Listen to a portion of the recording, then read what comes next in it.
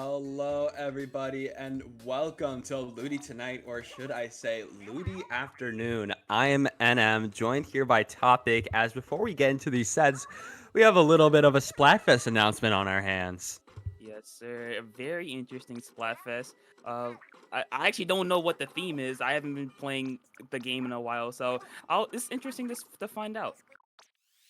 Yeah, no, I haven't been following it much either, but we got bread versus rice versus pasta. Which could you eat every single day? Okay, it depends. Are we talking about all types of bread, all types of rice, all types of pasta, or is it like one specific, like the most generic one, like white rice, white bread, and like spaghetti pasta? Like, what are the parameters we're working with here? I imagine it's like all types of bread, rice, and pasta, whatever you could consider that. Because, I mean, even going to pasta itself, it's not just gonna be spaghetti or something like that. You probably got some rigatoni, you got some ziti, all types of pasta in there. I don't imagine it'd be limited to just one. Now, me personally, what am I choosing? I mean, growing up, I'm an Italian. I've had pasta every day for like months on end. So I've lived that. I've lived that. I know what I'm choosing. Now, okay, if we're talking about it, if any type, I'm guessing you can put whatever stuff you want on top of it. Like you're allowed to have, like a sandwich because it contains a lot of bread, like paninis, stuff like that. If it's something like that, I choose bread any day of the week. Now, rice is interesting. I like rice. I'm sure a lot of people like rice, but I feel like rice is kind of bland if you don't add something to it. You know what I mean? So Yeah. I think but I really want to say I want bread, but then again, pasta's pretty good. Like you can make mac and cheese with the macaronis. You can make baked like lasagna, baked ziti, all of that. It's for me. It's definitely either bread or lasagna or pasta, one of the two. Yeah, for me, definitely gonna be pasta. I get like my favorite type of way to mix up pasta is like whatever brand I'm using, whatever type of pasta. I put on some nice vodka sauce, some Parmesan, some mozzarella.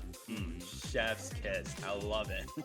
Yeah, that sounds that sounds very delicious. But enough talking about food. Let's talk about our first matchup of the day. We have Encore versus Infestation in the Div 10 World quarterfinals, I believe. Yes, the Div 10 quarterfinals.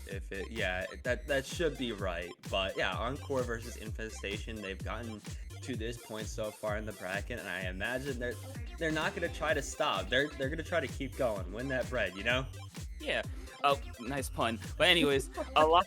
Um, well, since I'm currently participating in Ludi with my team, a lot of what we like to do is we like to stick with what works, what we know works. Because unfortunately, a lot of teams will switch it up a lot too much when they perceive the enemy as a stronger opponent. They like to switch up what they do.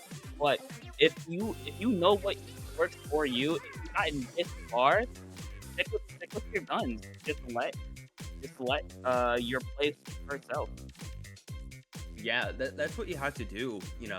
Not every team is going to like the standard cookie cutter comp. Not every team's going to click with it. I know from my team, we have like a rush down skirmisher player. They're not going to do like the standard meta comp of like a pencil, splash neo, squeezer bucket type deal. You got to mix and match with what your team wants and what your team is good with. Everyone's got their own specialties. You can't just, if you see somebody better than you, don't go for what's meta, go for what you guys have been training with and what you know, because that is going to be your best comp. Sure, it's meta, but if you have no time on it, if you have no practice, and you don't know what you're doing with it, it's not going to have those puzzle pieces. They're not going to fit together as well as you think.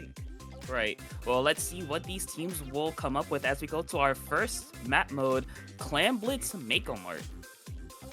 Clams Mako, a map mode that we have been dealing for almost 7 years now. Very solid. Of course, going to favor those short range AoE weapons like Mako Mart always does. But knowing how Clan Blitz is, I think it's going to be either a lot of back and forth or one team is going to make some insane pushes and not keep up that aggro. And especially on this map mode, the stacks are so integral. That is what you have to play for. If you get the opponent's stack, you're going to be making some easy dunks. Yeah, because the stacks, like you said, are very vital to the game, or to this map in particular, since it allows you to get right under basket in that little freezer area. It allows you to get off on that right side to kind of pressure your opponents back towards, or focus them towards that, or towards that left side, allowing like a longer range weapon, like a backliner for example, to get some quick picks from that stack. So I think, like you said, this map mode does favor a lot of short range weapons. As a bucket player myself, I can say I do tolerate this map at the absolute most, because bucket's really good here. A bunch of those like fighting weapons, like splash, like shot, like 52. Heck, even Carbon, Luna Blasters, these short-range blasters, they will succeed on this map, since that changes in elevation doesn't really help them out. Yeah, no, it really does. But we're now getting right into the action, going to be seeing what comps that these teams are going to be sticking around with for the most of the time. Getting into it now, we are seeing on one side, we're seeing a Zap and Zekofin comp, and on the other side, we're seeing, a little bit more standard. You got the custom range, Nail Splash, Snipe Rider, and both teams are actually rocking a roller. Yeah, very interesting. You don't really see a lot of roller from just in general, since it is really hard to play into weapons like this pencil, like this charger, since you do get zoned out really, really quickly. But let's see how both teams are able to react to that, as we do see at the moment Infestation just trying to paint for specials. They do manage to get pick on the 52. This might allow them to go a little bit forward. The roller, though, with the flanks, then they get called out the strikes, just barely surviving with the help of Cooler. Yep, just barely surviving there, but Tan is starting to get some nice picks. Going to be able to take out one, trying to push up on this Zekofin, not finding the space that they need. Astro going to be able to live for another day, and is now popping those strikes to try to at least secure their right side, but the stack is starting to get taken over by Infestation here, quite literally infesting their stack. Going back, though, because Miyagi started to get some picks. The roller clutched up, getting a nice double, allowing their team to just ease that pressure just a little bit further. As right now, Encore is pushing up. They do have a bubble out there to protect that stack. Unfortunately, they are going to be forced away from it just for a little while, as Andy, trying to go for the charger, is not able to get the charger, but able to get one, goes 2 down, and now Infestation going back to where they were. Yes, they were held back for a little bit, but right now they're playing really aggressive, and it's working out in their favor. Yeah, no, they're playing real aggressive here. We're starting to see Miyagi jump back a little bit to the right side, try to help their teammates. Nice jump from that roller there. Meanwhile, Shark is trying to paint for their team, but again, Miyagi is just rushing in, trying to get as many picks as they can. But this Kraken has started to come forth. Andu trying to stop any aggro on their left side, just trying to live as much as possible, able to take Tan with that stray killer whale. And now Encore has their cooler up very far, which means they are going to start to set up. Astro on this left stack. Shark has to jump out from their own spawn, and this is going to be the first scoring for Encore. Yeah, they are able to score. Unfortunately, it looks like their clam economy is not going to be as good as they wanted to, only getting down to 71. Never mind, the roller gets an extra win and going down to 68. But still, on clam blitz specifically, you really want to get that first push under 60, because then it takes 2 power clams for the enemy team to take the lead. As you see right here, Infestation has a chance to get something going. They do have 2 powers and another, I want to say, like 7 to 8 clamps at the ready. A chance for them to really do some damage here, as the roller or the range blaster is going to get a pick with the crab. We do see all of them backed up a little bit, trying to force their way forward. Yeah, they're trying to force their way forward here. We're seeing Astral stepping back a little bit, just trying to get some nice snipes in, but Shark is going to be able to set up a cooler for their team with 2 down. On the side of Encore, Infestation is starting to rush their way in, going to be able to score, and Shark is trying to come from this, going to be able to get a second one in. That is absolutely beautiful, and they're not stopping for anything, getting it down to 54, trying to keep it going. Is Shark going to be able to try to extend this with another super clam? Most likely not. They probably just grabbed it on action and is starting to just set up on their stack, but not before some enemies are starting to move up on them. Yeah, that's the danger of only not getting down to 60. As you saw, in a flip of a switch, Infestation was able to take the lead. Megi here is forced back by the Kraken, and right now, Infestation, they are in a little bit of control. Unfortunately, Astro does get a nice snipe on the rapid blast on the range blaster, sorry. But right now, it's a 2v2 situation. It's very neutral, folks. It's very neutral at the moment. Neither team has able to get a really good hold. They've been Ooh. trying to, but we might see a sneak, but no. Looks like Infestation called it at the right time, and we're able to just not allow any more damage to happen. Yeah, nice catch from Infestation. Almost had a really big push coming out from Encore there. That nice sneak would have given them all that they needed, but it's not going to be enough. Infestation is taking control of any single place they can, but Miyagi is starting to push up, able to take out one, but gets taken out by Sifu in return. That roller on roller action here, as we're seeing Infestation, they're just trying to play back a little bit, trying to see what Encore wants to do here. There's 40 seconds left on the clock, but if Encore gets that nice little push and he gets like 4 clams after a super, then they'll be able to take that lead. Dizzy going to be going all the way to their spawn on their stack right now, trying to live, trying to outrun this range, and ooh, here we go. Gonna start to see some clams coming in, maybe just a few So more. close. One more here. The Zap has to rush in. They're gonna be able to get it, getting it down to 49. Absolutely beautiful.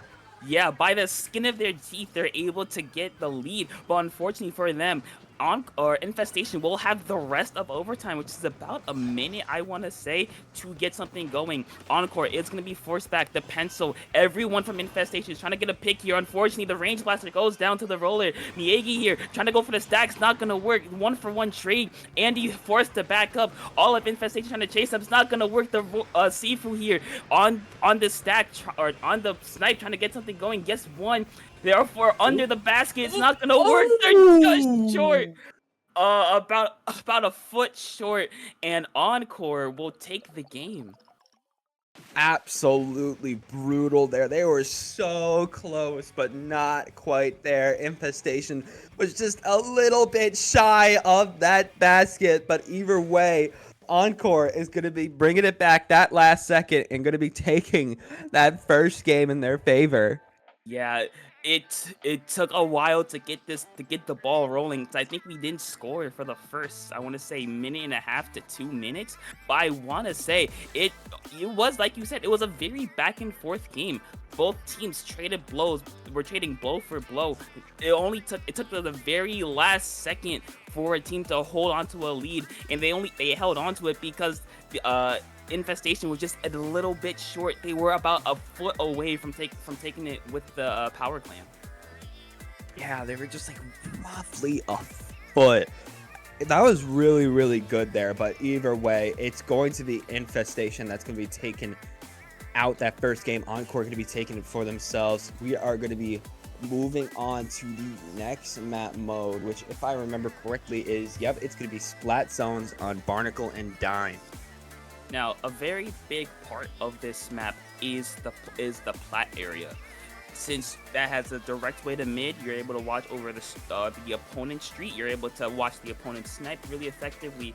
However, everyone knows it's really good, so everyone's gonna try to attack it. They're gonna send a lot of pressure there to try to take it for themselves. When you have control of zone, that's the one position you really want to take, since that allows your team a lot of a safety blanket. Basically allows them to play a little bit more aggressively, a little bit more recklessly, since they know they have the support not too far away from them. Yeah, exactly. That position is so crucial to take on this map mode. I know that I've seen a lot of fights and a lot of matches on this map mode, and I imagine that it's either going to be a back and forth type deal, or one team is going to be pushing really far. It's easy to create a lockout type of deal, especially if you're able to push onto the stack of the opponents and lock them out of there. If you don't have the special coordination on this map mode, you are definitely going to fall short and be taken out swiftly by the other team. I imagine that will happen if these teams do not have their special coordination on lock. Yeah, and I think another big part of that is having the right specials. Like or not, yeah, Zuka would be really good for taking space. Crab, again, really good for taking space. Strikes is good at taking space if you have the teammates to push up with those strikes. So having specials that take space and probably can get a kill or two is gonna be really, really helpful in breaking a lockout. As we are gonna see both teams come in. We do see a Neo Stamper. Okay, we do see a little bit of a change and a Wiper. Okay, they switched out both rollers for better rollers. Yeah, both of those rollers for some swords. Definitely going to be seeing a little bit more of aggro rush in from that Wiper, but that Stamper is going to create for some nice chip damage, and of course that Crab tank is going to be coming out here. Alongside that, seeing the 52 on one side and the shot on the other means some nice short-range painting, but also, again, from that shot, we're going to be seeing some Zukas flying high, but it's Nuggy that's going to be flying high, taking out Tufa, trying to take some more on the stack, not going to be able to here, as it's already going to be one team going to be able to take that zone at least to 85, but Tan is trying to make something happen here, able to take out Andu. These strikes trying to keep the zone in a bit of a neutral, but Tufa is going to be able to come in and displace as much as possible with this Kraken. Yeah, they are able to displace him for a little bit, but unfortunately, it looks like Encore, I believe it is able to take zone and get it down to 76, which is not a large push, but the fact that they've been able to fight for so long, for about a minute here, and not allow Infestation to take zone is really, really helpful. It shows that they believe in themselves. It shows that they are able to take these fights, these smart fights, and just get the picks they need. As we do see Tan trying to get something going there, does manage to get a pick. I don't know where the sword came from, but just like that, Infestation will take zone. Yep, they took zone very swiftly and just keep going. Going to be able to take out Astral. They are setting up as much as possible here, but they don't notice Andu. Andu is coming out from right behind them and is starting to paint the zone from out from under them there. Alongside that, the rest of Encore is taken out too. Andu is trying to keep this zone alive here. Going to be able to take out Shark in their base. That was absolutely beautiful. But they need to take the zone. There we go. Zone is taken in favor of Encore here. Going to be able to keep it for a little bit longer, but not before Dizzy gets taken out by that Zuka. That's two. And yeah, you got to be worried of these flanks ever since the update. The flank, there were actual flanks on this map, allowing for that to happen as Andu gets another one, keeping their team alive, forcing Encore back. It looks like right now, looks like, yeah, like I said, Encore is going to be forced back. Or forcing Infestation back.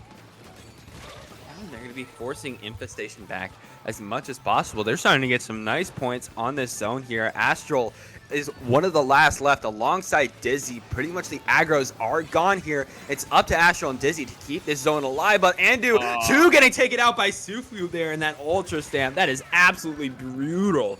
Going to be taken out in a snipe by Astral, but it's just not going to be enough. Astral going to be able to live. Those tri-strikes are going to be pivotal into how they take back this zone. But if they get picked off here, there's going to be no strikes. There's going to be no take back, especially with, ooh, Andu coming back once again on the zone from the flank.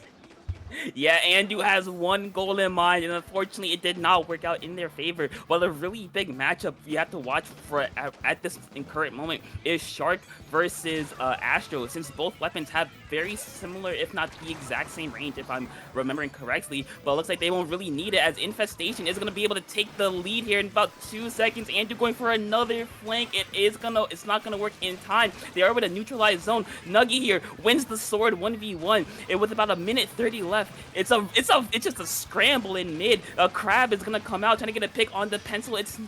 Pencils just barely survives, and again, it's just a very big scramble. Sifu gets one. Andu in zone. Looks like Andu's the only one left, and with that, he is forced to back out with about 10 ticks left. This is Encore's last opportunity to take zone.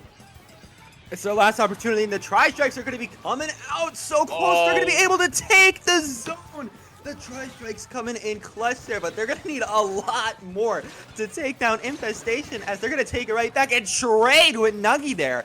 Absolutely brutal trade as Andu is trying to make something happen on this left side, coming in, using their walls to play a bit more safe. They don't have much time in order to take back this zone and shred this penalty, so they have to play safe here, especially from this Trizuka.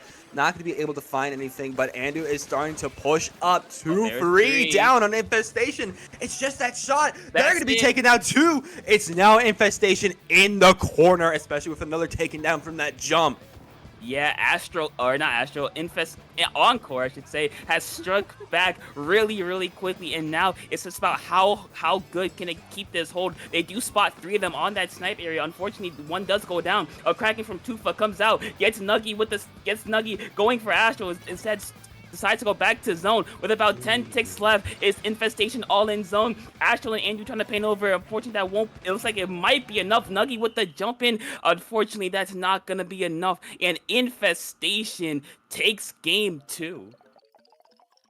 Infestation there. They had the aggression. They had the picks. They kept Astral and Dizzy as the only members alive so many times and then pushed them back because while Zap and Zekofin is a nice combo, definitely not to keep the front lines. Zap able to hold the paint, but in the situations they were in, it was just Infestation with that aggression, with those picks, with the paint. They just kept going forward and kept getting what they needed, even with this nice start coming out from Encore there. You know, Nuggy getting those picks, the hold from Encore. It was really around that 52 mark and just a little bit where we started to see Infestation make a name for themselves here, able to take out members with that Trizuka, leaving Astral the last one alive. This hold here, Andu made that nice flank, as you can see. It happened at least twice where Andu just tried to flank them, and this is where Infestation started to crumble at the beginning after their first push. But then, you know, they learned from that. The second time around, they did catch Andu lacking a little bit, able to take him out. And even with this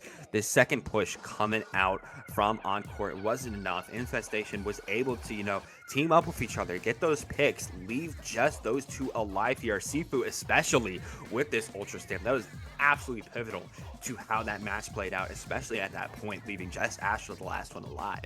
Yeah, and I think if we saw those replays, a lot of Infestation's pushes came from those doubles, came from those like more than one those positive trades. It came from those picks that just allowed them to allowed them to save a lot of specials, so they were able to use it more effectively to push back Encore. Yeah, they just kept using their resources to effectively push back Encore, keep them back there, and especially make sure that they were separate. That was really good coming out from them. But now, moving on to Rainmaker Scorch Gorge, it's definitely going to be a different tale because it's definitely a lot of times where teams either don't really get past that first checkpoint, or maybe like they win just by dunking that checkpoint, or they get that check and go all the way to the spawn. It's just like a full push. And I've even seen some matches and played some matches where the opposing team, it's very easy to sneak in. If you're not aware on this map, take the Rainmaker and book it towards that final dunking point. That has happened. I have seen that happen, and I can say it's absolutely brutal when that happens. You never want to see it. Yeah, and I think a really big, like you said, the first checkpoint is kind of that barrier to entry to the actual choke point, which is right that court area. Since the court area is you're at a height disadvantage, since you have the entire enemy spawn just above you, so you're gonna have everything just shooting right down at you. So let's see how these teams can adapt and try to force their way forward. I see an ink brush, okay, a bit more of a sneaky route out from Infestation here. Yeah, a little bit more of a sneaky route. Maybe that strategy that I mentioned before is definitely going to play towards here. But we're also seeing on Encore that Zekofin is actually switching towards that vanilla charger. You don't see that a lot nowadays, but I can see why they're using it for that ink vac.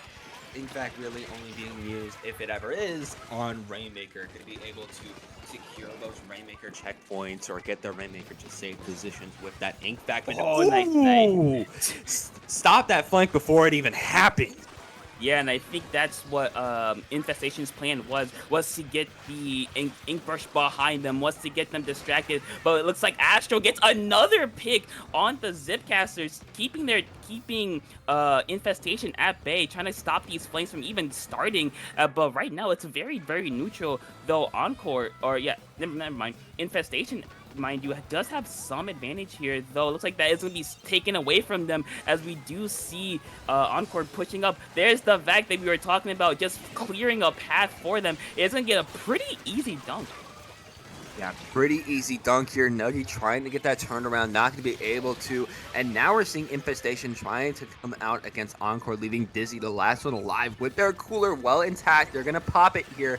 Perfect beacon for the rest of their teammates to jump in and get a safe cooler, but definitely want to keep this left side alive, trying to make sure that Infestation isn't able to seed their way, infest their way into their locations, into their spawn. Nuggy here trying to watch this cooler, going to be able to take out Tan. The crab tank is at the ready. Come out any minute now here as Sifu is trying to make some charge slashes on Astral here. Astral has been so pivotal at stopping these flanks and keeping themselves alive, and they just keep showing it, especially with this back about to come out for Andu here. Yeah, I think just having that charger there does kind of make the enemy team like second guess whether the flank is really worth it. Since just like that, in a snap of a finger, your push can't be done. But looks like Encore's push is done as Infestation does get a wipeout. Looks like they are going to be able to get some points, though checkpoint may be a little bit out of reach for them as Encore is already back and ready to defend. Yeah, they're already back here. Astro getting taken out by that Zuka here. Sifu gonna be able to dunk it. It's just a matter of time before Infestation is gonna start continuing their push. But Encore wants to stop that anyway. How? They are leaving that in their favor. That bubble was so blue, but of course it got popped. But now they're trying to defend their left as much as they possibly can. Dizzy and Nuggy trying to push up here, trying to keep Infestation out, able to take out one, but Infestation is infesting their way once again on this right side. Going to be able to get some nice picks, but it's not enough to get Astral, as they're going to be able to safely land themselves into mid and stop any more pushes from happening, at least as soon as they wanted to. Sword 1v1 and Nuggy lost, but that does force Astral back as Encore is forced really far back. There's a Zipcaster from Sifu trying to get a pick on the Rainmaker. It's not going to work. Somehow the Rainmaker is still alive, surviving both the Zuka and the Zipcaster, but I believe they have about 15 seconds left. They might be able to go a little bit further. Shark does get one, getting the jumps, and Astral just sneaks on by, gets a couple more points, and even though they do have the lead, that's not a very secure lead. Only 9 points, and the enemy team has broken the checkpoint. This would be a very dangerous spot for Encore. Yeah, no, this is an extremely dangerous spot for them here, especially with Tan coming out from the splat bomb caught them a little bit there. They jumped a little bit, but it was just not enough here. Infestation, they're coming back in. They want to secure the lead, and again, the Dizzy Astral. Last one's left standing. Shark is just going to be running towards that lead. Yep, there it goes. Down to 44, getting down to 40. 39 is going to be where it stops for now. Encore definitely has to come out here and stop Infestation any way they possibly can. Trying to get that pop. Going to be able to, trying to push up against this jump. Going to be able to take one, that's two. Nuggy continuing this push. Absolutely beautiful. Yeah, Infestation really taking their namesake to heart, as they are just everywhere at all times. Anytime one of them goes down, there are at least two more there to kind of continue with the push or stop Encore from pushing. But with about 15 seconds left, Encore is on their last leg. They're trying to get this crab at the ready. Nuggy pushing up, trying to get a pick. Unfortunately, goes into 3 people, goes down. Sifu with the zip catch, trying to end the game right here. Gets one, goes down for 2-for-1 trade. Astral with 3 seconds left, one person jumping on them, trying to stay alive, stays alive. Only the Rainmaker though, and with that, the brush says sayonara, and that is going to be it. Infestation takes game number 3. Beautiful playing there. Infestation, they played that waiting game very well. It was only until the end they started to get that push again, taking out those aggros as soon as they could, leaving the support and the anchor, the last one standing, making sure that they had an easy way in, taking them out and securing that lead they wanted. It was definitely a hard defense at the start there. Encore just always made sure that they watched for flanks, especially Astral there. You can see with that amazing snipe they had, always making sure that they were safe, getting some nice pushes, getting those ink backs. But once Infestation were able to, again, infest their way into Encore's ranks, Encore just, their defense started to crumble as Infestation kept catching them and catching them. And at the end there, when it was in overtime, you saw Infestation just kept running up, taking out one, running up, taking out another. They kept getting picked off, but at the end, when it was just the brush, there was only the Rainmaker standing. They were able to come out from top mid and just take him out right there. Yeah, Encore couldn't find the raid in time as they were like you said, Infestation, they were just everywhere. They played their comp to their advantage. They had a lot of very fast weapons. They were able to get into Encore's base. They were able to get in behind them. They were able to get everywhere. And by the time they noticed, or by the time Encore noticed, they already lost the lead and they lost the game. Yeah, that's why you got to be careful in this map mode, because if you don't secure at least that checkpoint area, even after the checkpoint is down, you have to at least watch that area to make sure that nobody's get past that little wall that you can make up there. But either way, Infestation is going to be having this advantage in the set, as we're going to be moving on right now. We're not even going to be able to talk about it to tower control on Mission Market. Now, really quickly, the second checkpoint is considered the choke point, since you are basically right under the ledge from the enemy spawn, so they're gonna have to watch that really, really closely. And we do see a roller is out again for Encore. You know what? They trust the roller. They're gonna stick with the roller. I can see the beauty of the roller on this map mode. If you pop your bubble, not on the tower when it gets to a checkpoint, but right near like a bend that a checkpoint makes, you're going to be able to set up your big bubbler for a lot longer and keep your tower safe in multiple positions. The roller is going to be able to do that. Alongside that, the nice little edges you're going to be able to just flick with your roller is going to be absolutely beautiful for how this roller plays, especially that ramp leading up to that third checkpoint. But either way, it's going to be Encore that's starting to make their push, but again, free down, leaving just Astro alive on that Zeko. And they haven't really pushed up past their canopy, so they're just going to be leaving some tri-strikes to try to pick off anybody they can and displace from Infestation. But Encore has to keep a hold, not going to be able to. Infestation coming in, able to take out Ondu here, but ooh, that roller flank! That flank from that roller. Roller does what Roller does, just sharks in one spot and gets a kill, and that leads to a wipeout for Encore. This is a chance for them to take mid and push up, since they didn't get really close to checkpoint. They could possibly start that countdown, though it looks like Infestation is already back. They are moving. They have a lot of quick response, because they are back in an instant, as they are going to try to play some defense, though. Meiji here on the roller does get one, allowing their team to push up. Going under canopy, does get another. Two down, going for a third, gets a third. It's just Shark here on the pencil, allowing the rest of the team to push up. And this is a pretty easy first checkpoint, maybe a second. Maybe a second here, but we're already seeing Tufa and Sifu coming back out. Sifu, though, getting taken down by Ondu here.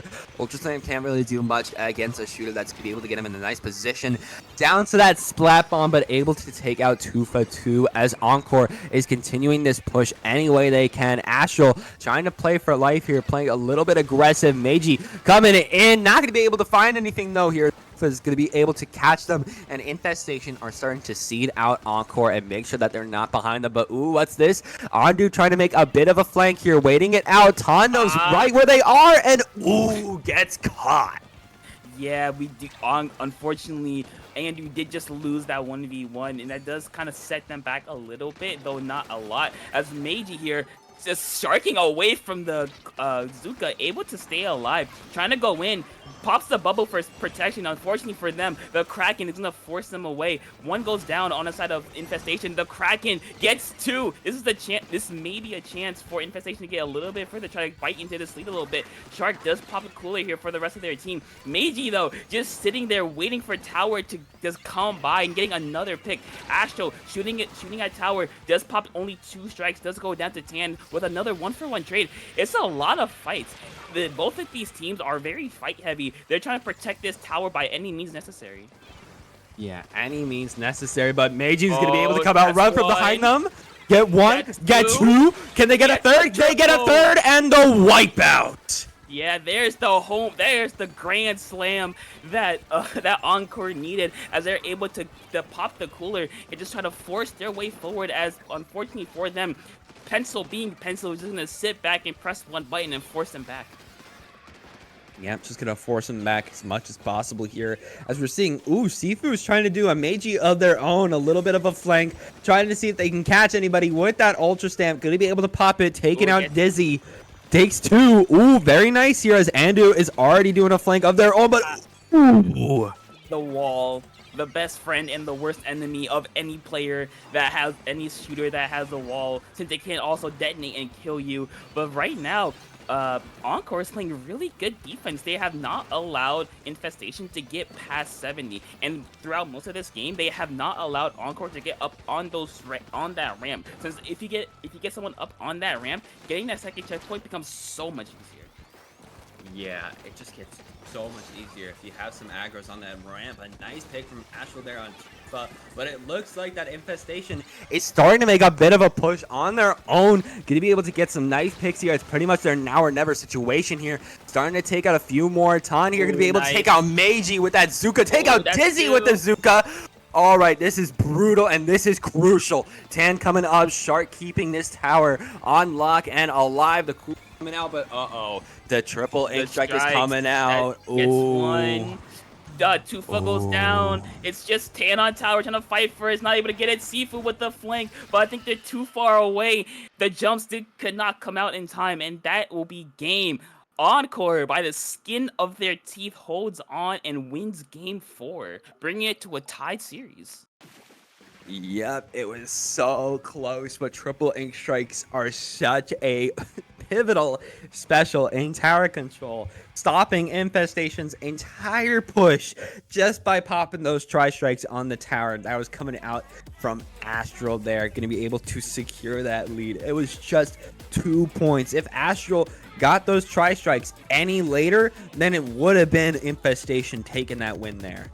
Yeah, and I think since it is tower control, a really big thing on tower is having these specials that can affect tower, whether it be strikes, whether it be whale, whether it be booyah. Just having something as a last ditch scenario is very, very helpful, since like we saw just here, it was very, very useful for Encore to keep the lead just by having those strikes there and having that pressure on tower and allowing the team to push up and have like something to just take tower out. As we do see Meiji gets a nice triple that really did help Encore help Encore stop Infestation from going any further.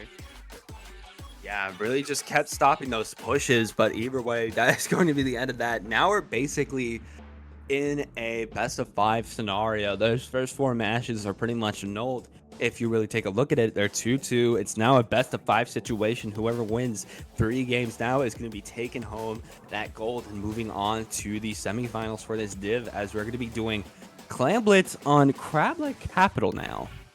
Okay, this is very interesting. It's much wider than a lot of the maps in the game. You have an actual flank route that is very, very viable. You have to watch out for, but also you also have that far right side with the grates and the ramp. You have to watch basically all 3 directions at all times, since at any moment you can have a roller come from the right, you can have possibly a vac coming straight through mid, you could possibly have a longer range weapon like the range blaster come through that top right side. So this map, it really requires you to keep your attention shifting at all times, since anyone can come up from anywhere. Yeah, anyone can truly come up from anywhere. You gotta watch, especially that grading on that top left, right as you get to the basket. If you're not watching that, somebody can easily just, walk right up there. Ooh, I got all these clams. I'm just gonna, deposit it into the basket bank, and there you go. They already start their push. You weren't even looking up there. You gotta keep all the different areas where you can be able to get into the basket. You gotta be watching every single little thing. If you are not, you are going down. Let's see if these teams will take our words into account, as we are going to game number 5. No changes from Encore, and Infestation will go back to the roller. So we're back to game 1 with the roller v roller duel, as again, not a lot of changes, only 1 weapon change from both teams. Yeah, really only 1 weapon change. Seeing that deal splash come back out for Infestation, and on the other side, they're pretty much sticking to that, 52 roller Dab and Zekofin. Those Neo Splash triple ink strikes, they are going to be spamming those like no tomorrow on top of those greats. They are going to be watching for those. And meanwhile, yeah, both rollers, one on either side, the rolling action is going to be coming out. They saw what Miyagi was able to do, and Sifu definitely wants to match that, but that snipe, not going to be what they want to see here, as Astral is starting to get some clams, going to be able to make a super, just needs that one more. They do have a triple ink strike, especially useful here. Ooh, nice snipe on Tufa there. Watching Tan, not going to be able to get it, but some nice snipes coming out here from Astral here, as they're already setting up and is so close to unleashing their triple ink strike. Yeah, Astral has to stay aware since they are the only person with the power or the clams to make a power. Since they only have 11 clams, they might need a couple more before they get this push going. But if opportunities like that arise, maybe not, as Sifu does get two, forcing the rest of Encore to stay back, to stay out of mid. However, Meiji looking for a flank, trying to shark here, trying to get a pick or two, trying to get something going. Unfortunately, the curling bomb's gonna end their dreams. That is definitely a pick that you definitely... I would never admit I got picked off by a curling ball, but that's just me, as we're going to be moving on with this match. Andu to be able to push up with Dizzy, getting that cooler, three of them, all of them coolered up here. This could be the perfect opportunity for Encore to try to come back out against Infestation. Miyagi here trying to jump to a safe position, back on that top right area. Sifu, though, starting to sneak in, taking out Astral. Miyagi rushing in, able to take out 2-3! What a I don't know what to say. What a game saver by Miyagi, getting 3, stopping Infestation's potential push, as Encore trying to get it in, but unfortunately for them, Infestation is already back and just were there to camp the ball, make sure they don't get it in. Dizzy forced a cooler try to get his team back in, but we're about halfway through this game and neither team has scored. Yeah, neither team really has scored here. Again, it's definitely one of those map modes where you can see a lot of stalling and a lot of just not scoring.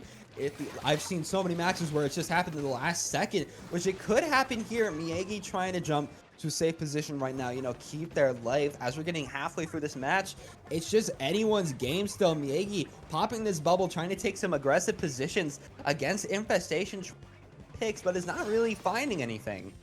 Yeah, I think that's just a thing of the map where it's really, really hard to get a push going if you don't have a 3-down scenario, where you're not like a 4-1 or a 4-2 scenario, because both of these teams, they're doing what they need to, but unfortunately the map is just so big, it takes forever to get from side to side. Though it looks like Infestation will try to get something going. Tufa here on this left side, trying to poke up, trying to get a pick. It's not gonna work.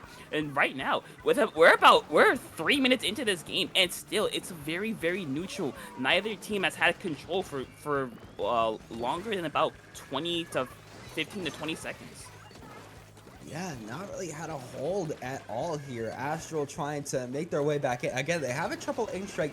They can pop that in the middle here, and Miyagi and the rest of their team to start to make a bit of a push in those strikes, especially with this cooler coming out. This could be the perfect opportunity for Encore to make something happen, but the counter tri-strikes definitely going to put a boot into that. Miyagi trying to catch. They see Tan up there in that top left. They're going to be able to live, though, get a bit more paint. They're trying to jump out, going to be able to before Miyagi is going to be able to catch up. And now, yeah, it's 1 minute left on the clock, and Encore is starting to get some mid-control, but Infestation is still keeping a hold. But, oh, what's this? The bubble coming out.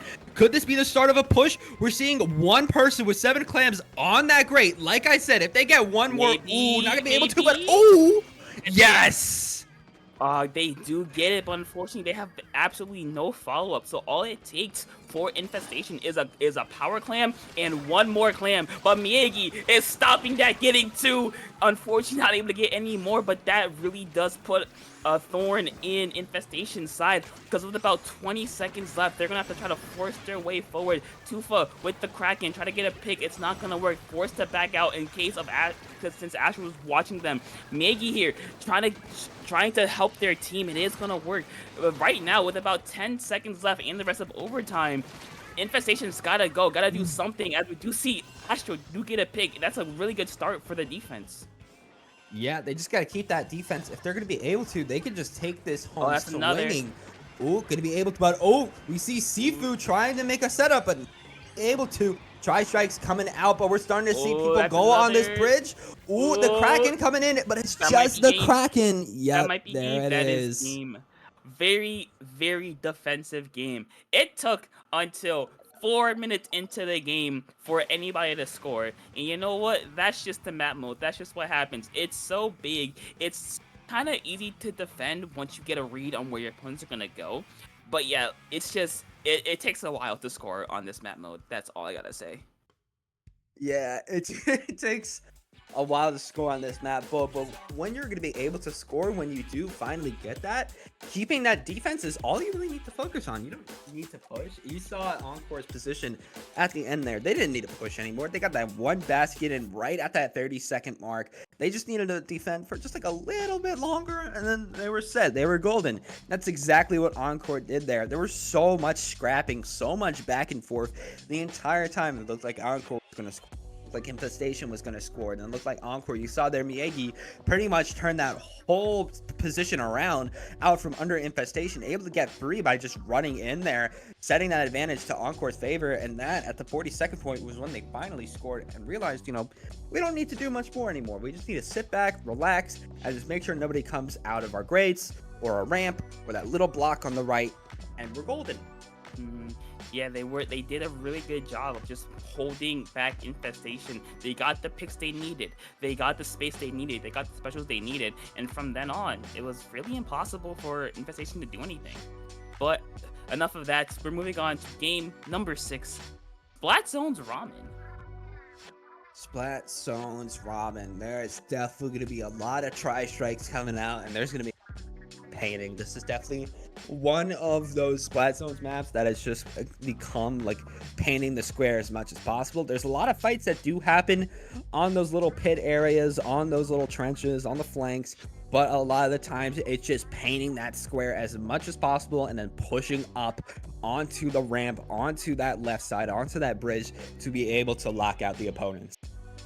Yeah, I think that that ramp is going to be really, really vital, since from that ramp, you can get to the enemy snipe super easily. You can basically not spawn camp them really easily, but you can basically you can push them back in their spawn to only that top platform and just give them so little space to work with. Though if you do that, you have to be aware of that far right side, that far right flank, since unfortunately a lot of teams forget about that and they end up getting wiped out because they aren't paying attention. Yeah, but either way, here we are going here, already seeing some picks on either side. Pretty much those roller stampers are going to be gone at the start here. 2 down on Encore. Infestation already starting to make a bit of a name here, starting to get those picks, able to take out more with that Zuka, as Tufa is going to be pushing up as much as they possibly can, trying to get a few more picks, trying to take out Miyagi. Tan trying to stay alive though, as Andu helping out the rest of their team, able to get that cooler, trying to push out Tufa. The Kraken is almost gone, but ooh, no, Miyagi's not going to be able to make anything happen here. It's not going to paint all on its own. It's a roller. It can do a lot of fighting. It can do a lot of flanking, but it's not going to do a lot of painting. Yeah, it doesn't really paint, but I like to see. But I like that Infestation were able to. They didn't push up too far because they knew they had to watch the flanks. If they pushed up too far, then Megi's flank would have been a lot more damaging. As we do see Astro with a nice snipe on the Zipcaster, with Astro being such a good charger. A good charger player, you have to really second think how you're going to use that Zipcaster, since if you were too obvious with it, that could just be an easy pick for the enemy team. Yeah, just be an easy pick. And it is carnage all across the board here. Absolutely crazy. As we're seeing Miyagi coming up on this right side, trying to get a little bit more happening here. Tan trying to paint a little bit though, trying to do as much as they possibly can. Tufa painting a little bit with that Kraken, trying to get a little more, as Dizzy's starting to paint. Andu coming in there too. Everything across the board is starting to paint. Shark trying to come in with that cooler, could be able to pop it and be a beacon for their team, as Infestation needs to find a way into this zone. But Miyagi, they might start to make something happen here, but is finding that way in. It looks like Infestation is having a really, really hard time to force their way in. Yes, they do have the Zuka. Yes, they do have the Zipcaster. But then again, Encore has a Charger player that is able to get those picks. Miyagi here is just forcing their way in with the bubble, forces Tufa to pop a Kraken and maybe able to escape. Miyagi just, unfortunately, is not able to get there. But with about 20 ticks left, this may be Infestation's last chance, but with only the Pencil left, that's not looking like a really good hope for them to push in. And it looks like Pencil's trying to paint for zone. The cooler in desperation is not going to be enough. And just like that, Encore takes a 4-2 lead, looking to end this series. Yeah, they're going to be looking to end that series, and that is exactly what they do.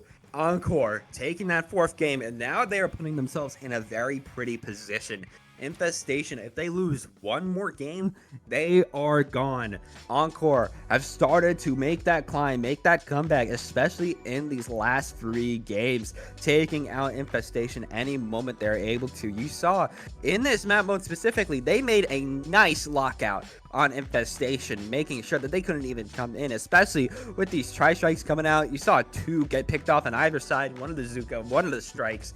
It was such a back and forth between these 2 teams on this map mode, but in the end, you saw, especially with Miyagi starting to get their ramp, they started to push up, they got that aggression, they got the picks that they needed, leaving very little for Infestation to do.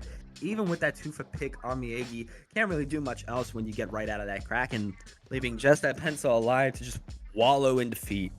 Yeah, and I think Miyagi forcing the Kraken out from Infestation did help their team, since it took away a special. Basically, it took away Kraken for any pressure on the Charger, on their other teammates. It by making the enemy team pop a special on one person only, that really does minimize the effects of the rest of the team, since once the Kraken dropped, there wasn't really a lot they can do. They were forced to go for a 1-for-1 trade, and by the time they got out of that Kraken, the rest of the team was already down. Yeah, once they got out of that Kraken, the rest of the team was down. Once that happened, it was just Shark left alive. You can paint a lot with Pencil, but you're definitely not going to be painting out in a 1v4. And now, moving on to Rainmaker on Museum d'Alfonsino, it's leaving Infestation in a very shaky spot. They have to make a comeback in these next 3 games if they want to take home this gold. It's a 4-2 situation. If Encore is able to keep a nice defense here after that first checkpoint, the first checkpoint, very, very easy to get on this map mode, but I've also seen situations where, you're pretty much fighting for that first check so many times, and, you might just win by getting that checkpoint, but there's also times where it's such a big rush down on this map mode. Yeah, but here we are, Infestation's last hope, last opportunity. Let's see if they're able to pull something out and catch Encore by surprise. As we do see Tufa go back to the ink brush, trying to go for a bit of a sneaky play, or just be really, really aggressive. Andu or forced already to jump back. Maggie here under plat again, forced to jump back. We do see Encore being really, really aggressive at the start of this game. However, they aren't able to translate that into picks, as Tan does get one. Trying to search for another under mid, is trying to. There's a Zuka. Andu again forced to jump back. Very, very neutral right now, but it looks like Encore is going to try to force their way in. But unfortunately for them, Infestation's just ready for it. They're forcing Encore to play it safer than they were.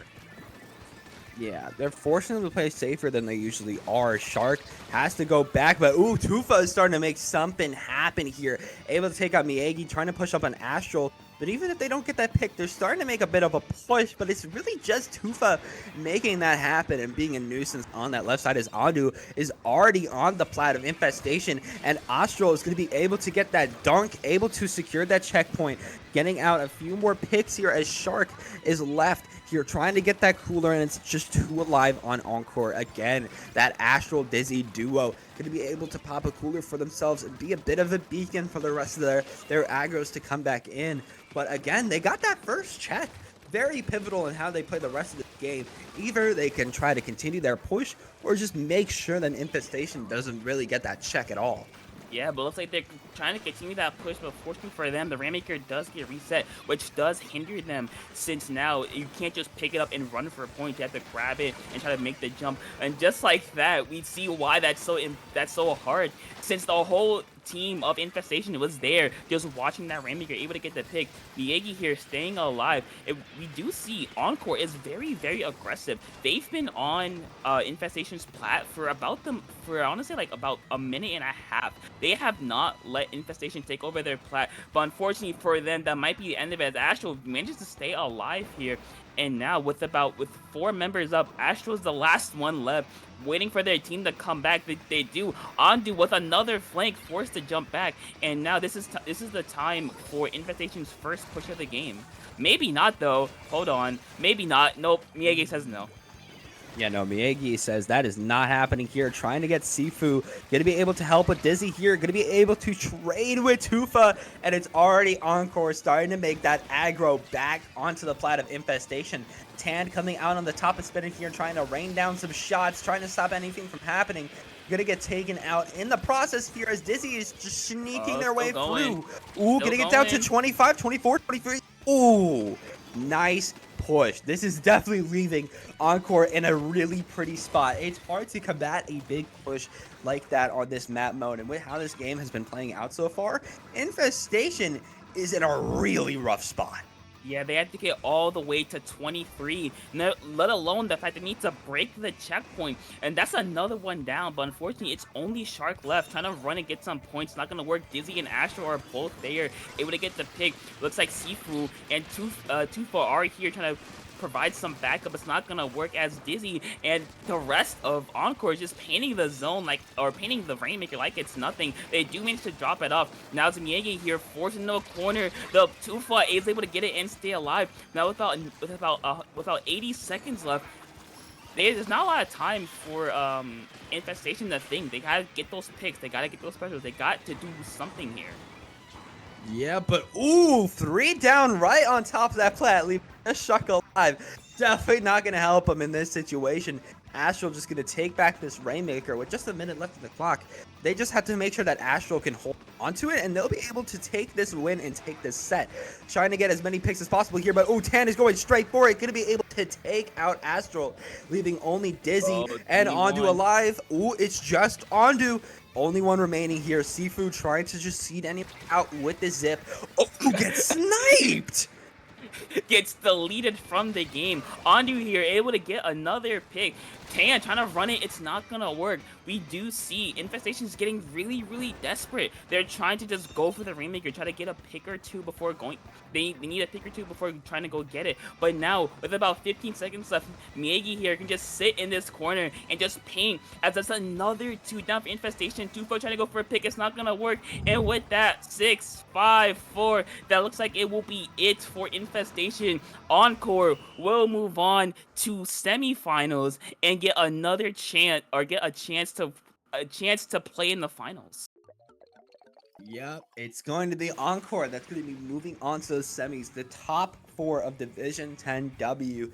Definitely good on them. I bet they're excited right now that they get to move on for another week in Ludi Season 15, able to take out Infestation. Infestation, though, they did play a good game throughout the entirety of this set. Definitely had an early start, very nice picks. They started to, combat Encore and everything they're trying to do. But once Miegi really started to get those picks with that roller, and we saw those snipes from Astral, once the specialties of those players started coming out, it was really Infestation that started to crumble. They never really got a good push going, especially on this map mode. They never really got that good push. Sifu trying to find something with that zip just gets sniped immediately by Astral, and Miegi always got doubles or triples with their roller and some helps with the rest of their teammates. Definitely what got them those later victories in this set, and is what is gonna force them to move on. Yeah, and I think Infestation, they really battled through that first 4 games. As you see right now, it was 2-2 going into game 5, but a flip just switched for Encore, and they were to take off the next 3. Their aggressive play style with the roller, with a lot of very fast painters, a lot of very fast weapons, it allowed them to just overwhelm Infestation before they got anything set. And thankfully for them, they're gonna move on. Yep, they're going to be moving on here. But with that being said, we're actually going to be moving on to another Ludi set of our own. But either way, that's going to be the end for me and Topics time on the mic. because we do have some other lovely casters coming on for this next set. So before we take a bit of a break to get that next set up, where can people find you, Topic? You can find me over on Twitter. I'm Toxic Though. Over on Discord, Topic 2. I just like commentating, so you can probably find me in other tournaments because I talk a lot, as you can obviously tell. And NM, where can people find you? People can find me on Twitter and Twitch at Ninstar123, where I pretty much post about my commentating, maybe if I'm writing anything, pretty much anything I'm doing in my career. I'm definitely gonna might be taking a bit less of a focus on Splatoon in the future. I will still try to commentate it, but it's definitely going to be the FGC, Street Fighter, Tekken, Guilty Gear that I'm gonna be focused on, because I have a really big project that I got the opportunity to work on coming up. Definitely exciting. So be tuned out for that. Look at my Twitter. Definitely will be announced soon, but it'll be very exciting. Yeah, and with that will be it from us. Stay tuned though. We have Siren and Jordan commentating a Div 2 semifinal set. So some of the top players in Splatoon, in Ludi actually, trying to get to finals. So yeah, very interesting, very exciting stuff coming up. So stay tuned. Goodbye.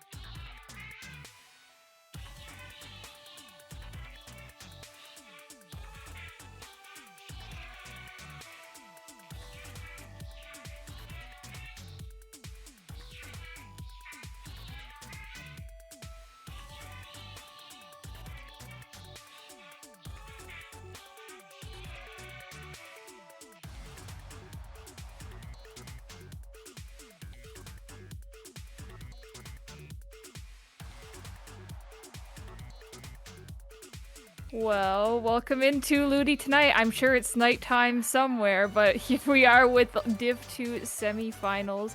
How are you doing today, Jordan? I am doing great. How about you, Siren?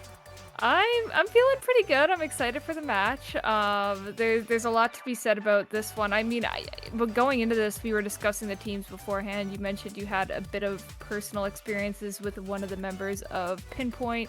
But beyond that, these are kind of fresh faces for me, which is pretty exciting. I haven't gotten to follow up with Div 2 too much this season. It's mostly been like Div 3, Div 1, and Div X. So, yeah, this is. I mean, a little late to the to the party, but like, yeah. Yeah. Ren, in particular, on the side of Pinpoint, is a very, very skilled Charger player, and we're likely to see them on Pencil or a different Charger in this game. Other than that, I'm not super familiar with any of the team with either of the teams in this semifinal. However, I did a little bit of research beforehand. I found that both teams finished at the top of their groups in the group stage. However, Pinpoint, they did go 4-1, but they won the tiebreaker to get the top spot going into the playoffs. And we will see how these two winners of their groups fare against one another in this semifinal match. Starting here on Shipshape Cargo Company Tower Control, we do have Ren on the pencil. I see. Oh, okay, that is. They are ending the battle. There might have been an issue with going on here. An issue with the match. Not sure what is going on here. However, we'll probably be getting right back into it shortly. Yeah, of course. I'm not too sure what's happening there. Maybe I'm assuming the map was correct. This is, let me check the semifinals. Oh, it should be Rainmaker Undertow. Oh, okay. So we'll definitely be seeing Tower Control on Shipshape, but that would be in about 10-15 minutes from now.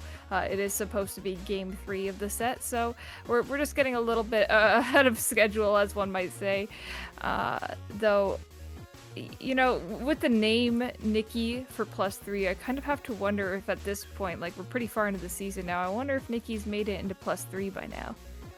Maybe they'll be going for the current season's voting. I'm not sure what the schedule is. I've never been anywhere near the Plus servers myself, and so I'm not sure what's going on there. Maybe Nikki can get in through Senduki results, if not through voting. But well, if they win this division, maybe that'll give them the boost they need in order to get Nikki into +3. So here on the actual first map in this set, we do have Rainmaker on Undertow Spillway, and once again there is a pencil. Interestingly, we have Gimme on the Vanilla Dapple dualies, so Pinpoint is going with a double Tacticooler comp here. Yeah, that's kind of interesting. You see that a lot in super aggressive comps, or just in general ones that might just have a bit of a crossover with the weapons, and it just might happen to be the best kit. In this scenario here, I guess the Dapples is probably going into this not expecting to use that cooler as much, probably going to be benefiting a lot from that Pencil's gameplay. As you can see here, that Zipcast doing a lot of work taking care of that Rainmaker when they're in a less than ideal position to be defending here. So that is going to buy them a lot of valuable time, but you still see that Dynamo pretty much just camping out here under that bottom ledge, waiting for anyone to approach. As you can see there, 49er not going to be too successful in reaching this area of the map. But with that being said, it seems like things are starting to cool down for the time being, so they do have a bit of breathing room. Yeah, and there is one of those Tacticoolers from the side of Pinpoint, as well as Changli putting out a cooler for Nikki for +3. Something that you will see with this double cooler comp is maybe the forward cooler, which will be a Dapples or a Tri-Slosher Nouveau perhaps, will tend to use the cooler a little more selfishly and just put it down way out front for themselves. There is Pinpoint going for that left side checkpoint and almost getting there, taking the lead, and on a second push, breaking through that checkpoint. Yeah, you definitely see a lot more of that selfish gameplay from the more aggressive cooler picks. You can even perhaps put Zap in that situation sometimes if the situation calls for it. But with that Dapple Dooley, that cooler is going to be put to good use there, taking out 2 members onto the side of, I believe, Pinpoint. The ink colors are kind of acting a little weird for me right now. So that will allow them to move forward a little bit here, but it seems like there's going to be a bit of contention into mid. There's going to be some jump-ins, just moving up on that squeezer. You can kind of tell they know that Akame is there, just sitting in the corner, and it's a bit of a standoff for the time being. Yeah, but Akame with their own 52 gal has that wall up, gets the pick, and is going for another, even though that killer whale is coming out. Does get 2 assists now with 2 down on the side of Nikki for +3. They have that Rainmaker pop though, and the area around it painted all purple. They might be going for the reset here, and they do successfully get that Rainmaker to reset before Pinpoint can get to it. Yeah, you could definitely tell there's a bit of hesitation from both sides there on whether to pick up that Rainmaker, but I think it's maybe the most ideal situation for both teams at this point to just let it reset than rather pick it up, get 1 point and go down, or pick it up and just get immediately picked off by the opponent. Neither team was going to end up successful in that scenario, so I think both of them made the right choice there. 49 are going to be jumping back into mid here while that Zip cast comes out. Ren now picking up that Rainmaker, moving it past that checkpoint and getting into this harsh choke point here. They did remove that glass there, but it's still quite difficult to move it farther here. Yeah, especially now that Pinpoint have gone 3 down. They did get a nice haul of points there, going from 60 remaining down all the way to 33 remaining. It's still entirely beatable, though, if Nikki for +3 can get past that checkpoint and into that area, past the checkpoint towards the goal. But they will have to get through the defenses of Pinpoint in order to do that first.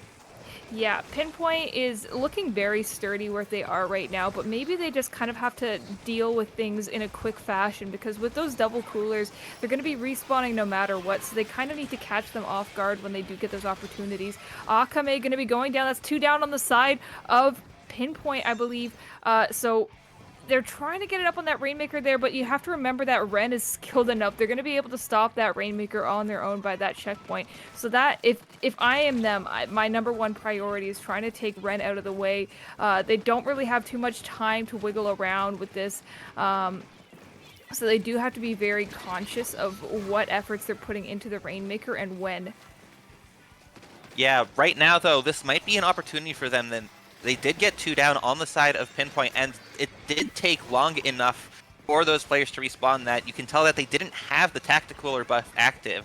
I believe I did see that Ren on the pencil was able to get that tactical or charge, and there it is set up. And now the players do have it on the side of Pinpoint, but Nikki for +3 able to get that Rainmaker almost all the way to the point where Pinpoint had gotten it, but now Pinpoint with only 10 seconds left in the game, they are resetting it. This will trigger overtime for Nikki for +3, but now they have a much longer distance that they'll need to take it in order to get the lead. I'm not sure how I'm feeling about this reset there. It does buy Pinpoint some time to build up a better defense here, but at the same side of that, you have, you know, an equal opportunity for Nikki for +3 to get back in here, but you can see Gimme gets back in there, is cleaned up by that zip cast as well. That's going to be it for Pinpoint. That could have been really dangerous for Pinpoint, though. Just with the reset, I think sometimes it might just have been more optimal to either keep that Rainmaker from popping entirely or just hold it back as far as they can. Yeah, there's definitely some risk involved with either of those options. If you're trying to prevent the pop entirely, but the other team can get some burst damage onto that Rainmaker shield, that could be deadly, and it could give them a huge opportunity to score more than just the 4 points that they would need to take the lead there. And what I think I might have done there is try to pop it, but then bring it back to hold on to it and just keep it away from the other team, because there was so little time left in the game that the faster timer for retreating with the Rainmaker, it wouldn't have caused it to pop before the time ran out, I believe. I'm not entirely sure how fast that counter goes down. I think you're correct. Yeah, I don't think it would have been like too much time. I think you would be pretty safe from not exploding there. there's really only one thing that would have been able to deal with that on the side of Nikki for +3, and that would have been the Inkzuka. There's not really anything that has the kind of range to deal with the Rainmaker in kind of a quick moment like that. So, yeah. Right, and the killer whale would have been a threat from a distance, but having enough paint makes it a whole lot easier to deal with that.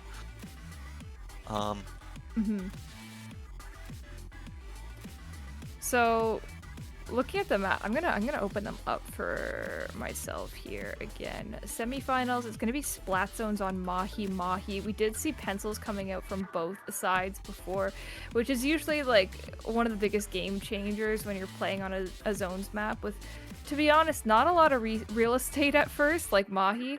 So having both of those is kind of a good idea. Right, I'm not sure if we're going to see Gimme switch off of the vanilla Dapple Doolies to the Dapple Doolies Nouveau. Yeah, there we see it with the Reef Slider. Even though its paint was nerfed, so it won't be able to cheese the zone as effectively, in combination with, say, a Pencil or either of the other players, it will have that ability to put a lot of paint on the zone at once. Here, the brush does go down on the side of Pinpoint, and Nikki for +3 are able to get the zone first. Yeah, a very quick cap coming out from both teams, to be honest there. Very early penalties and basically even points this early on in the game.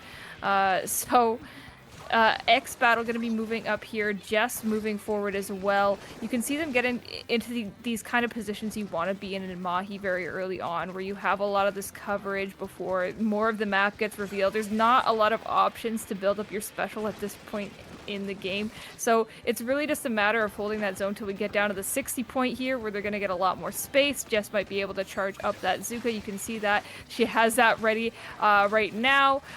Will it come out though is the bigger question. It does. The zip cast is going to get stopped, saved narrowly by their teammates, as Gimme is able to re-slider onto the zone, and that's going to be a cap back in the favor of Pinpoint there. Yeah, one thing I noticed, Gimme did get the pick and then use the Reef Slider to retreat, just using it to back up and get out to stay alive after getting that pick, which is a good use of the Reef Slider here. And even though Pinpoint have gotten that penalty for Nikki for +3, Nikki for +3 have also just taken back the zone right now, and they're burning through that penalty pretty quickly. So Pinpoint are definitely going to have to not just take the zone, but control the space around it if they want to score a significant amount of points on their own. But it doesn't look like they're in a good position to do that right now, with that brush going down, 49er going down, and with multiple more splats coming out from Game is Game here with that Dynamo Roller. I'm gonna be so honest, my eyes are so bad. I thought this person's name was Camel, but they're gonna be covering the zone here, getting a lot of important splats. Those are gonna be critical to holding the zone here, and it looks like they might even be able to get a knockout here if they don't see much success from this zip caster here. Reslider's gonna go back onto the zone. It's gonna give them an insta cap and a return to basically an opportunity to win this game. So that's kind of going to be crucial here. The matter is, though, they still need to be able to hold the zone. They need to get in these same positions that we're seeing coming out from Nikki for +3. They're holding sides of the map. They have the pencil in a great spot to be painting at any time. Camel is just literally waiting for anyone to approach them, and with the penalty points ticking down here, it's not looking so good. Yeah, you called him Camel. But anyway, even though that Reef Slider was able to get that zone, oh man, once again, Pinpoint able to capture the zone just in time, and now they're actually able to get through their penalty, and they are scoring a few more points. No, this is X Battle here, getting that pick. Oh, 49er sharking here with the brush, not able to get the pick on X Battle, but now Pinpoint do actually have a fair amount of control here. However, those coolers, that cooler buff from the side of Nikki for +3 is able to get the players in and get them to respawn when those fights don't get won. But Pinpoint are in a pretty strong position as they are continuing to hold the zone here. They're able to stall out Nikki for +3, who don't have a special that can instantly cap the zone like the Reef Slider can. The Chumps could help with that from game here, but despite that, they're able to win that fight, Nikki for +3, and they're able to capture the zone with Pinpoint only making it down to 25 remaining. Yeah, you can see Camel, Game is Game, oh my gosh. Now I want to call them Camel. Game is Game getting into the right spot, right in front of the zone, camping out these ledges, while Gimme once again popping that Reef Slider into the zone, holding down the fort, and giving their team another shot at this. And you know, every time they do this, the penalty points seem to get even closer to that lead there, but really it's a matter of who can get in there faster and hold better. And I think, in my opinion, Nikki for +3 has been doing that a lot stronger this game. Yeah, this is a worrying position for Pinpoint right now. They have gone 3 down, a little bit staggered as well. Ryan is still alive and able to give jumps to, it looks like Gimme there. No, that's Akame. But Pinpoint are taking the zone. The time is very close to the end, and so Pinpoint are going to need to go through overtime and take the lead in overtime if they want to win this. And Nikki for +3, all that they will need to do is just capture the zone once to prevent Pinpoint from winning. Game going down there to one of those specials, and Pinpoint, the zone is neutralized, but Pinpoint do take it back.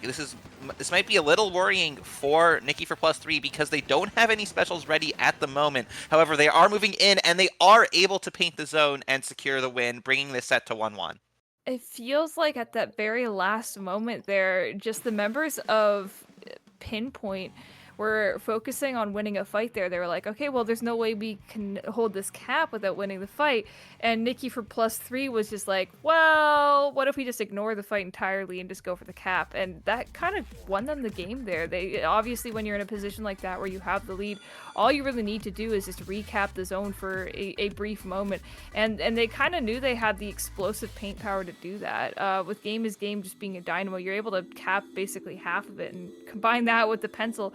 You really don't need to win that fight there. You just hit ZR a couple times, and that's all you really have to do to end the game. Yeah, absolutely. And with that win, evening up the set at 1-1, Nikki for +3 are showing that they are absolutely not here to get rolled over by Pinpoint. They are definitely putting up a fight, and both of these games have been fairly close, with Nikki for +3 only 4 points away from taking the lead in that first game. And now we are going to actually be moving on to Shipshape Cargo Company Tower Control here. Yeah, I mean, I'm excited for it. There's been a bit of tension about this particular map since the beginning of the set, whether intentional or not. So we do finally get to see that map come into play, and we kind of, I guess, already have an idea of what both of these teams will be pulling out for this one. I believe we saw the double pencil before, as we saw in zones. So we're gonna probably see very similar play styles. Do you think that Dapple Dooley is gonna be coming out again as well? Yeah, I think so. I think they might be going for the double cooler, the vanilla Dapple Doolies, because the beacons can also be very strong here on the sides of the map on Shipshape. There's a lot of good places to put them, but on the other hand, having that Reef Slider, there are a lot of ways you can use it to attack and defend the tower, so we might see either of those from Gimme. I do see on their splash tag that they do only have that Dapple's badge, and so they are, it seems, showing off that they are a Dapple's one trick perhaps. And so we do see the Nouveau Dapples here with the Reef Slider kit, as both teams are moving towards the middle, but those Dapples, Gimme does get taken out right away here. Both teams still fighting for mid. There's that Tacticooler coming out for Pinpoint, and Nikki for +3 are the first to take the tower, however, only moving it a few points so far. Yeah, like this map in particular, you don't see a lot of movement until like a good chunk of the way through the game. There's usually a very explosive fight at the beginning, which is typical to a lot of modes, but I feel like Shipshape Cargo is like one of the most guilty of this particular play style. So you do see 49er really trying to get up in the face of Jess here, and it's kind of even hard to tell who spawn is who, but I think Jess was really crawling in beyond their means. So going back to deal with that may have been crucial for them just to take that weight off the shoulders of their teammates. But you can see very early on here, Gimme popping that reef slider up onto that top left, and that's going to clear things up quite a bit. Ren being able to hop onto that tower is probably going to try and charge things up quite a bit and paint things up for their teammates. That splatter color screen is going to get up on that left side there, which is probably the strongest defensive position they could be taking for the time being. So it's really good to deal with that area before they can even set up there. Yeah, and Pinpoint here are already past that first checkpoint.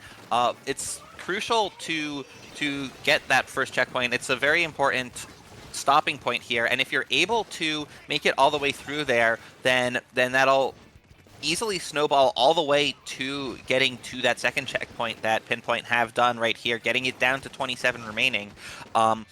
And as we saw at the start of this game, both teams taking a while to just fight it out in mid before trying to push the tower very far, because that first checkpoint, it takes so long to go through, and it's in such an exposed position that if a team is set up to defend it, then it can be very, very difficult to get through there. However, because Pinpoint were able to take out 3 players on Nikki for +3 earlier, that allowed them to get that checkpoint pretty easily and without much in their way.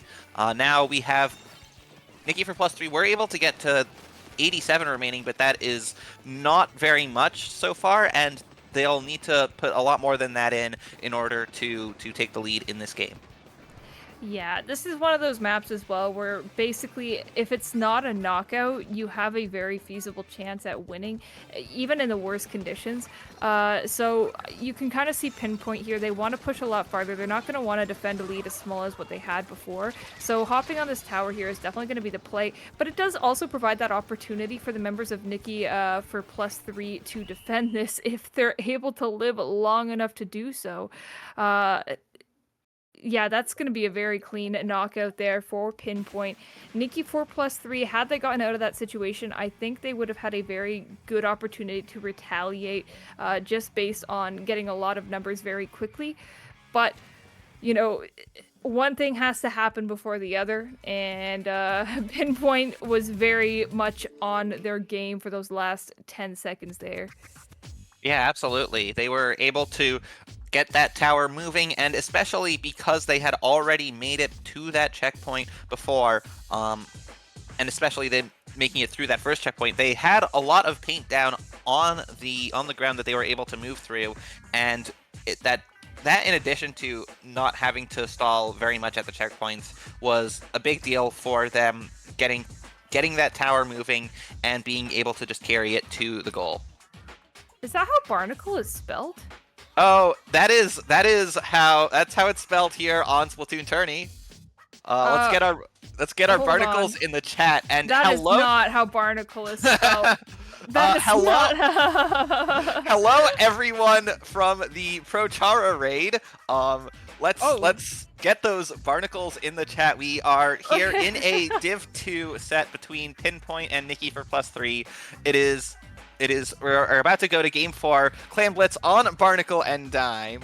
I'm seeing those barnacles in the chat. Let's keep them coming. And at the moment it is 2-1 in favor of Pinpoint. It was a very close game 1. Both teams getting into the 30 points remaining. Also close on game 2, back and forth, but Pinpoint made a strong showing on game 3, tower control and ship shape to take a knockout. Barnacle. Barnacle.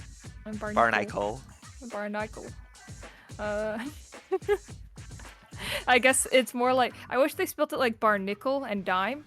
That would make a funnier pun. That is what the pun is. It is what the pun is, but it would make it a little more obvious. Well, it's like kind of in between the way we have it spelled right now, but interesting that Nikki for +3 taking away that pencil and Changli moving to the Neo Splash, with game switching off the Dynamo to the edit for their tactical. Okay, I can see the idea. I can see the thoughts going into that. So they definitely want to play this a little bit faster, and they want something that's going to be a little bit more capable and be able to play up under that basket a lot more. With that, though, that edit is going to be the first one to go down there. I think they were actually able to get that cooler out beforehand, though, so that's not going to be too much of a penalty for them. Though, Pinpoint getting those specials out, the splatter color screen is coming out, that Zipcaster is coming out as well. So this is going to be very scrappy for the time being. Both teams have a lot on the table. They're placing all their bets on this push, and it looks like it's paying off a little bit more for Nikki for +3. You can see them trying to build up that clam there, but Gimme is literally saying gimme and picking up those clams they were putting down for each other. Kind of an unfortunate situation. Yeah, however, that Nikki for +3 were still able to get that score going, as well as score a couple more clams. It looks like Pinpoint are able to defend that basket just enough to stop them from scoring more than the power clam +2, and that's not necessarily a safe push at all for Nikki for +3. If Pinpoint are able to score any more than that, that'll be huge for them. However, Nikki for +3 are holding onto a large number of clams right now, and Pinpoint don't have any in their possession. So despite not making a very strong push, Nikki for +3, they chose, rather than to just dive and keep scoring a few more clams, they decided to hold mid, and I think that's a really good decision for them because it puts them in a position to make a much stronger push on the second time around here.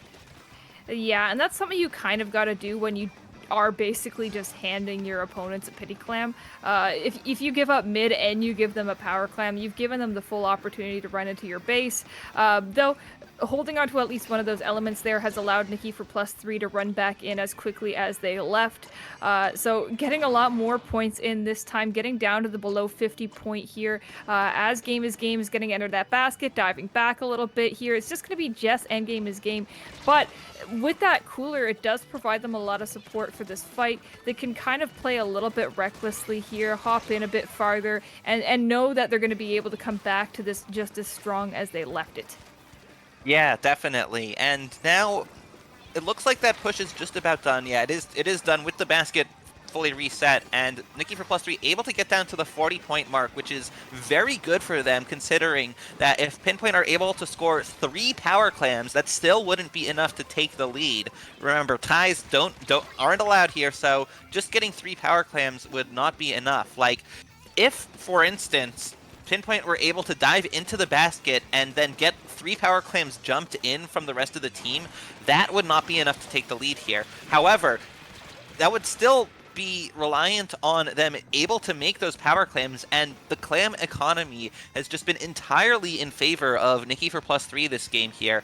However, it looks like Pinpoint are able to take mid. They have one of those power clams from Nikki for +3 has broken, and another one is further back. That Zuka coming out from Jess to stall Pinpoint a little bit, but they have a power clam in their possession. It looks like Akame might have just gone back and picked up the pity clam that was there for Pinpoint, but they do have a few more clams than that, though, a total of 19. Here's that splatter color screen coming out. They might be trying to use that to provide a smoke screen to get that power clam in, and they are able to score their first points of this game with just about a minute remaining, with 3 going down on the side of Nikki for +3, but the last one, Chungli, still able to get 2 picks as the rest of the team comes back and tries to defend.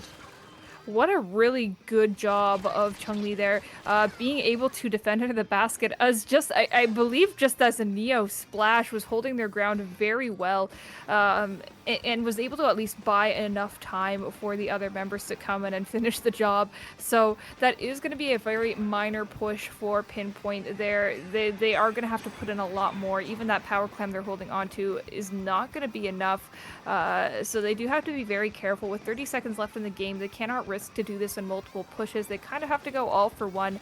And, you know, 40 is a very realistic number to get to, but it's not going to be easy at this point, because Nikki for +3 is just going to play this in the strongest defensive positions they can. They're probably going to be playing clam control at this point in their level, and they're going to be just focusing on the entry points for Pinpoint and making sure that they can't really break in anywhere.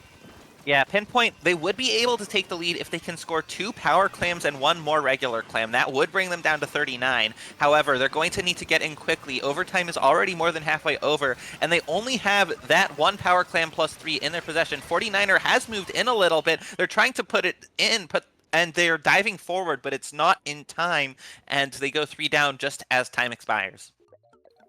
Mm-hmm. Absolutely, yeah. That's gonna be a very clean win for Nikki for +3, and I feel like we're gonna be here for a while, Jordan. just judging by these first 4 games, of course. Yeah, it's been a very back and forth set here, with Pinpoint taking the lead on Tower Control and Rainmaker, and Nikki for +3 winning the games on Splat Zones and Clam Blitz in the first 4 games. So both of these teams will be looking to win on the modes that they won and also on the modes that they lost, of course. Yeah, we're really getting down to the wire here at this point in Division 2. It's really just the strongest competitors remaining, and they're really doing their best at showing it, and it's definitely going to be a close one. And I guess that's the best part about having leagues like this, is these long-term developments that we see across these teams, and an overall improvement and getting to play against that same level as you. But the flip side of that is these very tense sets where you really don't know how things are going to go game by game.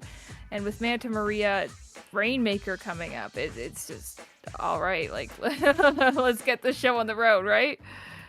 Yeah, let's do it.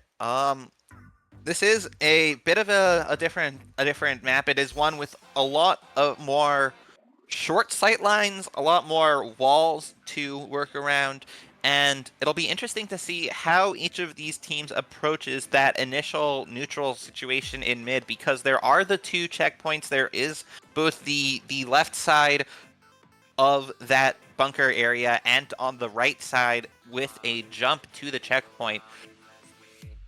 If you're not watching for that fast break on the attacker's right side, defender's left side, then it can lead to a very risky situation.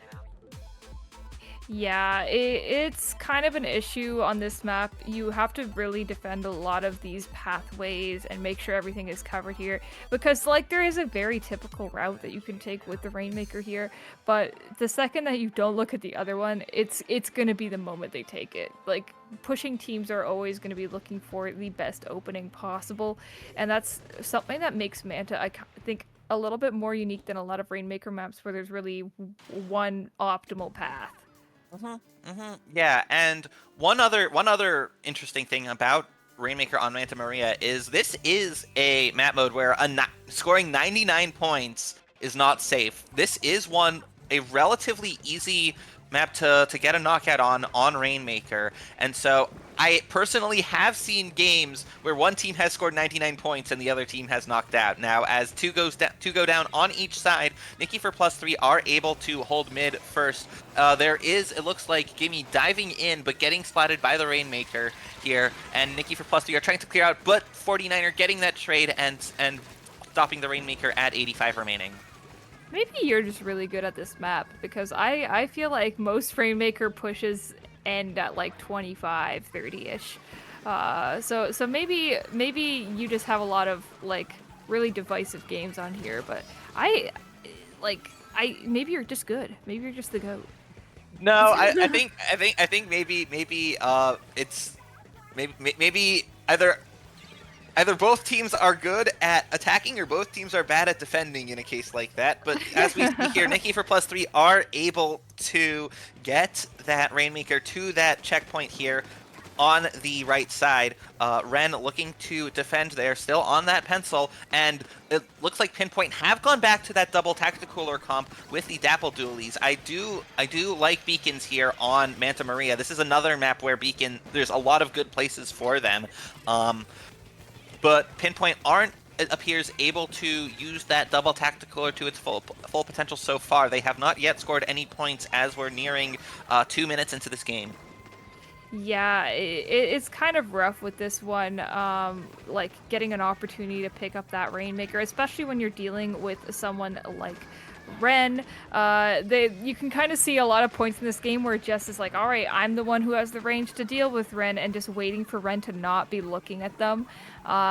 It's very much that. You can kind of see Jess is just like, all right, oh, I'm gonna shoot at Ren now, but Ren gets away. It's been this very long standoff, but looks like Ren got the upper hand, just letting their guard down for 1 second, and that is gonna give Pinpoint another opportunity to pick up this Rainmaker and you know, just move it a little bit farther here.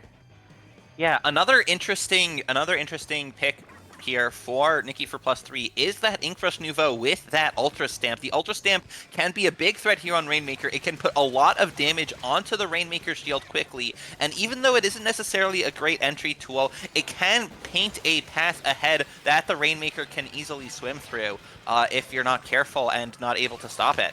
But now, Pinpoint, they haven't made it to the checkpoint yet. They are getting close here as that trade happens. And finally, even though they go 2 down, Pinpoint are able to get that checkpoint, and they'll need more points than that in order to take the lead here. Both teams have made it to the checkpoint and no farther. Yeah, that's very typical Rainmaker moment. You get to that checkpoint, and sometimes these games end with just one team scoring 1 point past that checkpoint, or it just happens in overtime like that. But you can see now 49er and Ren getting in a really good spot to start moving that Rainmaker forward. But game is game, going to be popping that hammer just to stop that shield from popping into their favor. Looking away for it for just 1 second is going to allow Ren to pick up that Rainmaker, though, move it a little bit past that. And there's a non-zero chance that that is the push we see at the very ending screen. Oh yeah, because Nikki for +3, they stopped Pinpoint from getting the pop, but they took their eyes off the Rainmaker there, and Ren able to just put down a line of ink across it and swim forward 1 inch, and that was enough to get the lead. But not only that, they also continue to pick up the Rainmaker, and yet again are able to push even further, just increasing that lead a little bit more that they have taken. And now Nikki for +3 are on the back foot. There is less than a minute in this game. They're going to need to get Pinpoint out of their base, set up for a push of their own, get Pinpoint out of mid, and then continue to get the Rainmaker all the way to the 35 remaining point with only 30 seconds remaining in this game now. Yeah, just looking at this one, it's going to be rough for them to get back in here, but you see they did get 2 picks down there. Game is game, trying to get ahead. Has that hammer at the ready, is going to pop that right away. Still dealing with that, but they were able to get the lead just from squid rolling around there. I'm not even sure how they were able to pull that off. I really would have thought the lower deck would have been more distance there, but seems like they were just able to get enough to score that lead. So Ren is going to be holding that Rainmaker for the overtime here. Is going to be the only one left alive, though, so Changli and Jess going to be moving forward, trying to get this pick. How is Ren staying alive this long? There's going to be a jump in there as well, and that's just too much manpower to deal with as one sole person. So regardless, I think, of what Ren was able to pull out of their, bucket of tricks, I don't think that would have worked out too well for them. Yeah. Nikki for +3, very, very well done for them. With the knowledge that getting the Rainmaker to that corner of the street area was able to get them down to 31 remaining for a nice 69 points score to win that game. Yeah, and that's the kind of leads that I was expecting to get out of this. So not even able to really drop it down to the lowest deck of the ship, but it's really this super strong chokehold point on this side of the map where we have those grates. There's like a sponge there. There's a lot of corners to sneak around, and both teams sort of leveled as far as like their pushing and defensive power. But it just feels like in that one moment they kind of got pushed off of their groove when Ren kind of made an unexpected play. Yeah, and this is definitely a strong win for Nikki for +3. Not only have they broken the pattern of alternating wins between the two teams, they also took the win on Rainmaker where Pinpoint won that mode the first time around. And now, looking at Game 6 on Hagglefish Market on Splat Zones, Nikki for +3 will definitely want to continue that momentum that they have built up. However, the first game and the second game definitely could have gone either way, and so Pinpoint will have a very good chance of coming right back for evening up the score again and guaranteeing a game 8 here. Yeah, I knew we were gonna be here for a while, but that's quite a bit. Game 6 gonna be Hagglefish Zones. Do you recall off the top of your head which team it was that won the Splat Zones game earlier? Oh, that was Nikki for +3 on Okay. Mahi Zones game 2. They got down to 6 remaining, and Pinpoint Right. unable to take the lead in overtime. Yeah, the set has been so even. It's really hard to remember sometimes with these like this very narrow margins we've been seeing so far. But I find a pattern of a lot of teams is that like when you win one Splat Zones, there's a very good chance that you'll be able to take it over once again, just because of the way that the mode plays and the way that people camp out in a certain spots. So we are seeing that Dapple Dooley with the Reef Slider once again. So I feel like both teams are kind of bringing the same strategy to this one, but maybe are going to be applying it in slightly different ways. Though that splatter color screen is going to be a lot more of a worrisome force on this map in particular, given the anatomy of it. Yeah, but players going down here. Neither team has gotten it past 90 remaining. I believe both teams are bringing the same weapon composition that they brought to the previous Splat Zones game, except potentially the exception of that 52 gal deco from Pinpoint here. But on Nikki for +3, we do have Game bringing back that gold dynamo roller, and Changli on that sniper rider once again. Akame here using the splatter color screen, providing an opening for the team to get in, and there's that tacticaler coming out, but one going down on the side of Pinpoint. Nikki for +3 are doing a pretty good job using their specials to put down so much paint and so much damage here that Pinpoint aren't able to really get a push together. 49er going in here with that Zipcaster, managing to get a pick on the pencil and going for paint in the zone, but not enough paint in the zone that Pinpoint can take it. But finally, as soon as I say that, they do manage to capture the zone, stopping Nikki for +3 at 27 remaining. Yeah, you can see that zone was able to be capped there. That's going to prevent them from getting knocked out very early on in this game here. But they're going to have to get into the same kind of position as before, where they're moving up and they have like better control of the floor here. So you do see Ren getting into a good spot in front of the zone there. Changli is going to get, you can kind of see that they're going to get into the spot where they're wanting to deal with Ren, but it feels like they're both standing outside of each other's range. Game is Game kind of sensing there might be somebody sitting under that tent there, and is just raining down all this paint to try and deal with it. That sense was correct with Gimme coming out trying to take out Jess, but thankfully the Spidey senses saved them that particular time and were able to take that out. However, that's not going to stop Nikki for +3 holding on to that zone for even longer. This might actually be a lead for them. As I say that, Commentators curse, that zone's going to get capped back in the favor of Nikki for +3. Oh my gosh, things are crazy. Yeah, it is Pinpoint in the blue and Nikki for +3 in the orange here. We have Gimme trying to take that space, trying to hold on here. The specials coming out, that Tacticooler and those super chumps putting down a lot of paint here from Game. Akame going for the zone here though.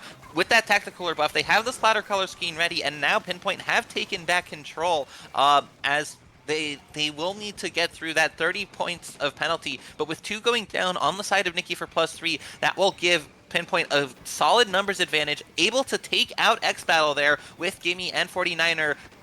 Their forces combined, able to easily overpower the one player on the side of Nikki for +3. The Trizuka coming out from Jess, but not able to get anything done. Changli trying to put down paint on the zone here, but Pinpoint able to take the lead. Yeah, these zones can be very hard to cap at times, and that kind of made it a bit clutch for Pinpoint there, able to hold on to that lead a little bit farther, kind of putting Nikki for +3 on the back foot here. You can see them kind of scrambling for a lot of control up ahead. X Battle's going to be moving up there, has that splatter color screen, so just the wall and dealing with that splatter color screen themselves. 49 are going to try and get in behind them and do something about this lead switch, but is not able to stop it quite in time. Is going to kind of get in the face of Chongli, but that is going to run out just in time for them to escape it. So Zone is going to get capped, but at what cost? Most of the members of Nikki for +3 have stayed alive in this, and it does seem like they're getting into a good spot to cap that zone once again. Yeah, very good flank here from X Battle, getting 2 down for only 1 of their own lives. And Pinpoint going 3 down overall. It's just Ren who's left alive, having to provide jumps for the team. The Tacticooler is ready, but no other specials on the side of Pinpoint here. How they played that was crucial. They were able to get the zone, but it wasn't enough for them, and now, once again, they're in a position where they will have to get it in overtime, but here, they don't even have the zone, and they only have a few seconds left to do it. Can they do it in 2 seconds? They cannot capture the zone, and that brings Nikki for +3 up to 4-2, and this is match point for them. Wow. Okay, so this is kind of the moment where we gotta lock in and say, all right, we are in crucial danger here. We've got to win 3 games in a row, but it's not impossible. Like they can very realistically do that given what we've seen so far in this set. Like they can't get demoralized by being in this position. They can't let it get to their heads. And I'm sure this far into the Ludi season as well, like this is the moment that they've anticipated this whole time. And obviously, you know, palms are going to be sweaty, mom spaghetti, but like it's time, you know? Take a deep breath. Yeah. I think something that Pinpoint was kind of losing track of is just using their specials to methodically push in and combining their forces, really. Because we saw that Zipcaster coming out, but it didn't look like the rest of the team was able to push in with it. They were using just 1 or 2 specials at a time and not really using them in a way that they would combine with one another.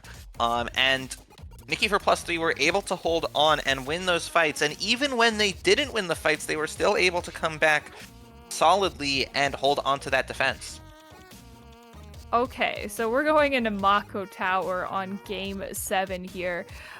So that's definitely one of those concerning map modes. I think this is also just as guilty as Ship Shape is for like the get down to this point and you basically like you're gonna knock out no matter what.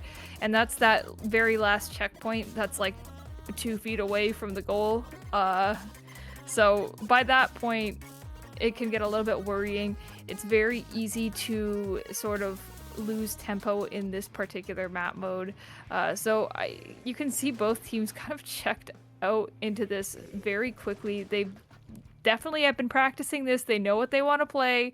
That ink brush is going to be coming back in the form of the vanilla version with the Killer Whale. I am in strong support of that one. Makomar is a great place for the regular Splat Bomb, and I think Tower Control is a great excuse to use Killer Whale. So why, you know, a great time for that kit, to be honest. Interestingly, we're seeing Chongli on the end zap. I believe this is the first time we have seen them on that weapon. They have been playing the Tacticooler duty before with the pencil, as well as short-range shooter on the Neo Splash, but this is the first time we're seeing them do both at once with Game on the brush here. But Game goes down, and even though Nikki for +3 scored the first points, 88 is not a good score or not a good remaining to reach so far, and easy for Pinpoint to get past if they're able to get control in here. And they do have those coolers coming out. I see one in mid right now, and now Pinpoint have taken the lead, and they have made it to checkpoint 1. Yeah, I do like that you pointed out the weapon pick for Chongli. I think that's I guess we could call that a Venn diagram pick. They're picking the very center of it, where the two circles intersect. That is both a short range shooter and their end zap option here, and it kind of makes you wonder because I feel like range kind of dominates all on a lot of tower control maps. So there really had to be a strategy going into this, or maybe they just weren't feeling it in practice. But nonetheless, it does seem like it could work out for them. Yeah, they have the longest range weapon on the side of Nikki for +3 is the Squeezer now, and that is going to work out for them though, as they have taken the lead here, and they've gotten the cooler past the tower, past that first checkpoint and almost all the way to the second checkpoint now. However, 49er trying to go for the flank here, and Nikki for +3 already have the tower to that second checkpoint, but they go 3 down, just the Squeezer left alive, probably already setting up here, but they do find the Squeezer behind that wall near that stack, and now the tactical are coming out from Gimme here, as Pinpoint are going to try to put together a push of their own that they'll have to make it to the second checkpoint and well into that in order to take the lead at this point. Yeah, that's definitely a concerning position to be in.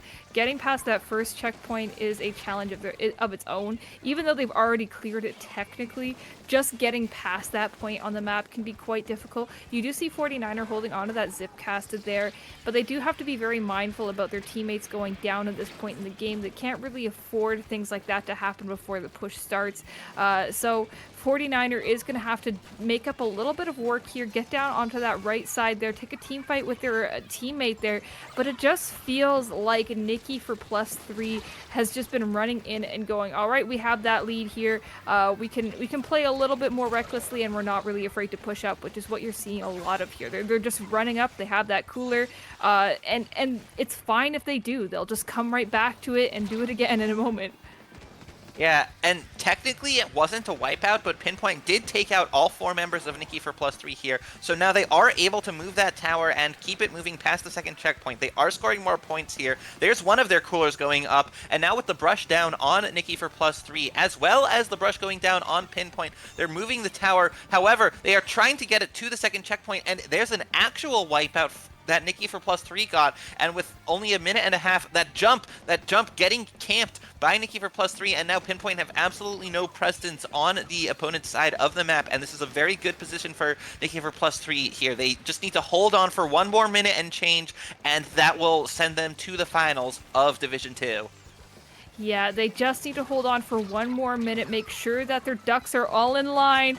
Jess going to be dropping onto that right side there, getting that team fight with Gimme. That is going to be another wipe for them as they take that tower once again. You can kind of tell they don't want to push it too far at this point in. They're going to rely on that 34 push. They're basically gambling on it entirely because they really don't want to get into the range where Ren can just take out the entire team. They kind of want to immobilize them and force them to team fight with just 3, or force Ren to move up into a little bit more of a risky position here. And regardless, that's going to have to happen as they hop onto that tower. Sensing that Chongli is behind them as well, they are going to be watching behind them, and Gimme is actually going to be the one looking at all these flanks. We are almost looking at the lead here, but with 20 seconds left, they're going to have to hop back on that tower. That map is mostly purple. Yeah, with 1 player flanking from Nikki for +3 and the rest focusing the tower, that did allow them to win those fights and prevent Pinpoint from taking the lead. Oh, there's that squid party out here. I see game squid bagging as they get that last minute wipeout, that last second wipeout, and Nikki for +3 managed to hold on to the win here and move ahead to the finals of Division 2. Very well played there, and I can kind of, you can kind of tell with squid bags like that, it's less about like disrespecting the opponent, unless there's some beef that I didn't know about. If I knew about that beef, I would have loved to talk about that. I love that kind of storyline, but it's less about like beef and more of like, I'm feeling myself and like, this is ours.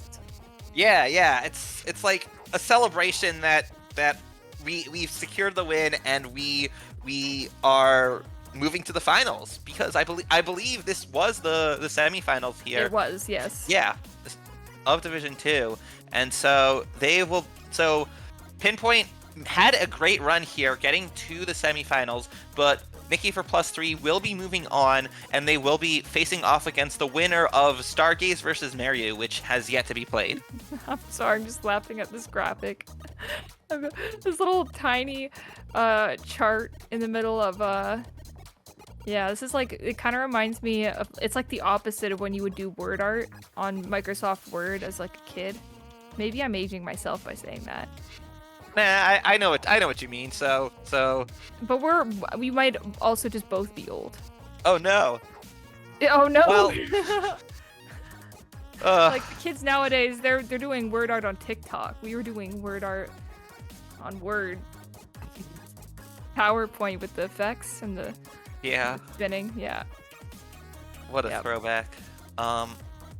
But that will be all from us here today, this afternoon in North America, tonight in the European time zone. Here on SplatoonTourney, it is always tonight on Ludi Tonight. So true, bestie. Well, thank you for commentating with me today, Jordan. I had a lot of fun, and best of luck to both of these teams in their future endeavors, including the finals of Ludi, which I hope that we will also be seeing on Ludi tonight. Though I think we are going to be going into a raid with Mr. Glitched Cactus. So if you like competitive Splatoon, you should just not even click anything. Just sit here and wait. Yeah. Stick with us for this raid to Glitched Cactus as we finish off our current set. I'm not sure I believe we are going to be having more Ludi tonight later in the evening, in a few hours from now. But I need to verify that. I'm not entirely sure. Okay, so I'm hearing that we will not be having more later tonight, and so, or most likely not. So this may be it from us for today, but stay tuned for more Ludi matches coming your way very soon. Yeah, see you then.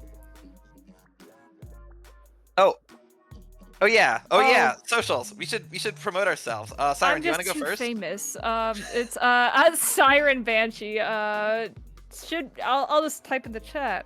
Hi. It's the same everywhere. If I want you to find me, that's where it's gonna be. Yeah, and as for me, I am Squidoku on the Fediverse on Splatsville.social. I'm Squidoku there. On X, I am Squidoku_, and here on Twitch and on Discord, I am Jordan Pie.